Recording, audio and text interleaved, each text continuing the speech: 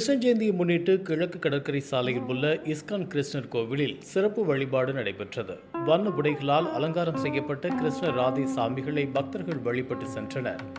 இந்த கோவிலுக்கு வந்த தமிழக ஆளுநர் RN ரவி குடும்பத்துடன் சாமி தரிசனம் செய்தார்.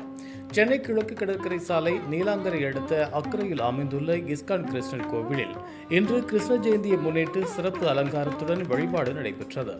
கிருஷ்ணர் ராதை சாமி சிலைகளுக்கு வண்ண உடைகளாலும் பூக்களாலும் அலங்காரம் செய்யப்பட்ட நிலையில் ஏராளமான கிருஷ்ண பக்தர்கள் காலை முதலே வழிபட்டனர். இந்த நிலையில் தமிழக ஆளுநர் RN ரவி குடும்பத்தினருடன் கலந்து கொண்டு சாமி தரிசனம் செய்தார். இதற்காக இஸ்கான் கோவில் நிர்வாகம் மற்றும் போலீசார் பல்வேறு பாதுகாப்பு ஏற்பாடுகளை செய்திருந்தனர்.